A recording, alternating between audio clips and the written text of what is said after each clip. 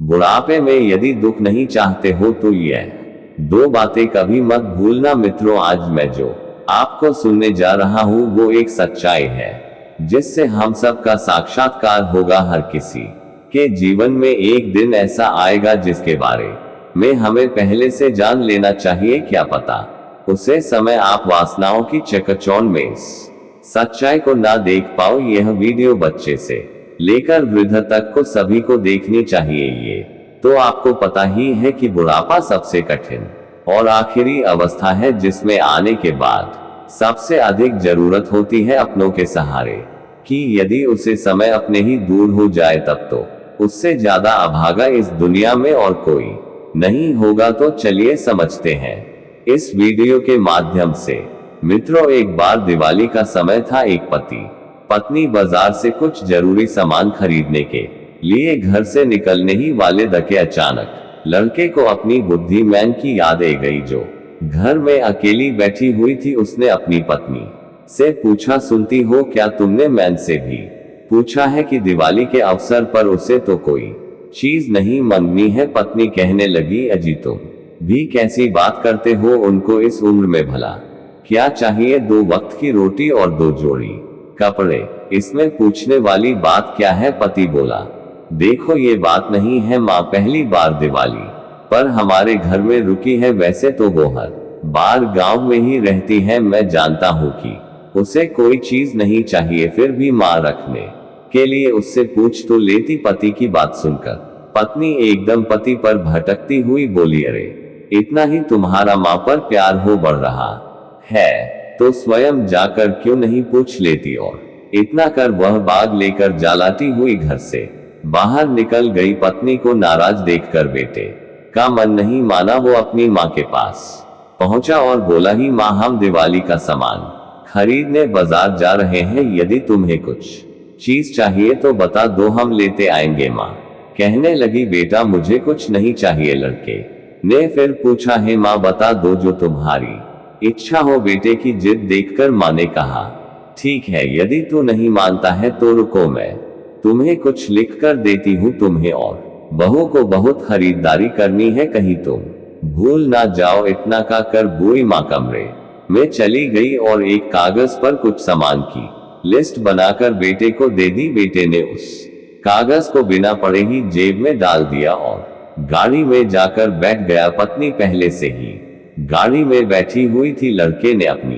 पत्नी को सुनाते हुए कहा, देखो मैंने तुमसे कहा था ना कि माँ से भी पूछ लो, यदि कुछ मांगना हो तो माँ ने भी अपना कुछ सामान पर्चे में लिख कर दिया है। कहते हैं इंसान जब तक जिंदा रहता है रोटी और कपड़ों के अतिरिक्त उसे बहुत कुछ चाहिए होता है। पत्नी कहने लगी, ठीक है पहले मैं अपना सामान लूंगी, बाद में तुम अपनी माँ का पर्चा देखते रहना। इतना का कर वे दोनों बाजार में चले गए। पत्नी ने बाजार से अपनी जरूरत का सामान खरीद लिया और पति से बोली, सुनो जी, खरीदारी करते करते मैं बहुत थक चुकी हूँ, मैं तब तक गाड़ी में बैठी हूँ, तुम अपनी माँ की लिस्ट देख लो और सामान खरीद लाओ। लड़के ने जेब से माँ का पर्चा निकाला और उसे पढ़ने लगा। लिस्ट बहुत लंबी थी। पहले तो वो देखकर चौंक गया कि इतनी लंबी लिस्ट, पता नहीं माँ ने क्या क्या मंगाया है, जरूर अपने गांव वाले बेटे और बहू के लिए कुछ सामान लिखा होगा। पति की बात सुनकर पत्नी टिपाक से बोली, और मनोज श्रवण कुमार, माँ के सामान के बिना तो तुम्हारी रोटी नहीं पच रही थी। इतना कह कर वो पति की ओर गुस्से से देखने लगी। इधर पति ने जब माँ का दिया हुआ पर्चा पढ़ा तो पढ़ते पढ़ते उसके हाथ कांपने लगे, उसकी आंखें भर आई, उसका पूरा शरीर कांप रहा था। पति की ऐसी हालत देखकर पत्नी घबरा गई, पूछने लगी, क्या हुआ, ऐसा क्या मांग लिया तुम्हारी माँ ने। इतना का कर पत्नी ने पति के हाथों से वो पर्चा छीन लिया और स्वयं पढ़ने लगी।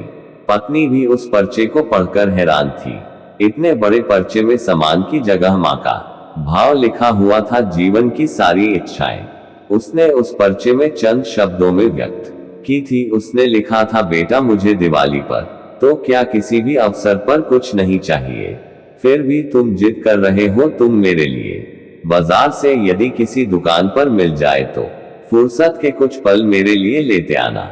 क्योंकि ढलती सांझ की तरह मेरे भी जीवन की सांझ हो रही है मुझे इन गहरेट अंधियारों से डर लगने लगा है। पल पल अपनी तरफ बढ़ रही मौत को देखकर डर लगता है। मैं ये जानती हूँ कि मृत्यु परम सत्य है, उससे टाला नहीं जा सकता। इस कमजोर वृद्ध शरीर के साथ अकेले रहने से बहुत घबराहट होती है।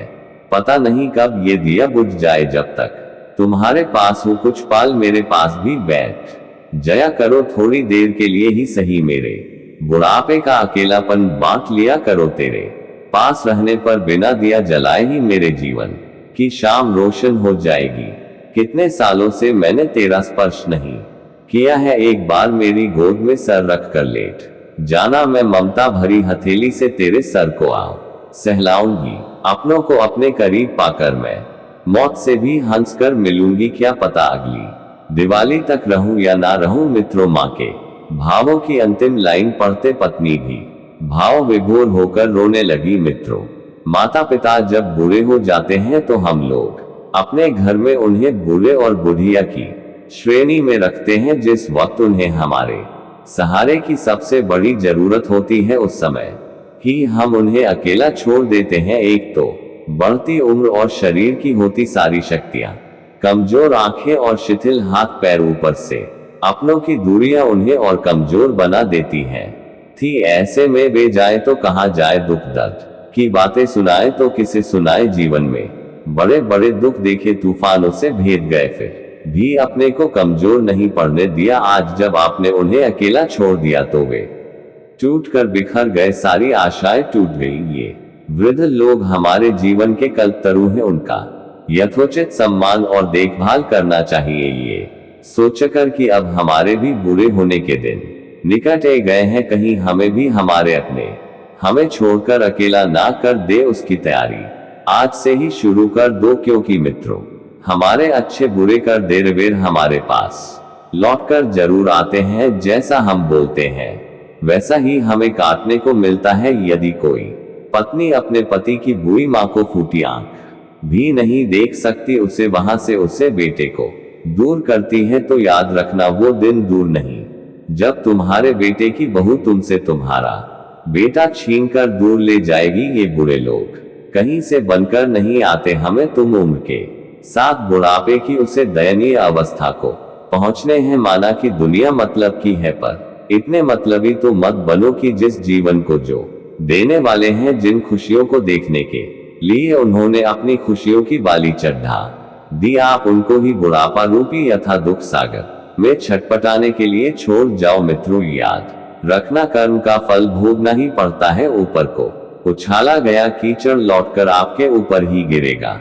वृद्ध माता पिता हमारे ऊपर वाले हैं, जिनको मस्तक पर बैठने की बजाय हम पैरों से कुछाट है। दुर्भाग्य है उसे संतान का, वो दोबारा कभी मनुष्य की संतान नहीं बनेगा, क्योंकि वो अपने रिश्ते को मनुष्य बनकर नहीं निभा पाया। माना कि तुम मजबूर होंगे, और माता पिता के दुख से बड़ी मजबूरी तुम्हारी नहीं हो सकती। मित्रों, यदि इस वीडियो से आपने कुछ सीखा हो तो इस वीडियो पर मनन करना और दूसरे लोगों को शेयर करना। चलिए मिलते हैं अगली वीडियो में नई ज्ञान चर्चा के साथ। आप सभी का बहुत बहुत धन्यवाद। जय श्री कृष्ण।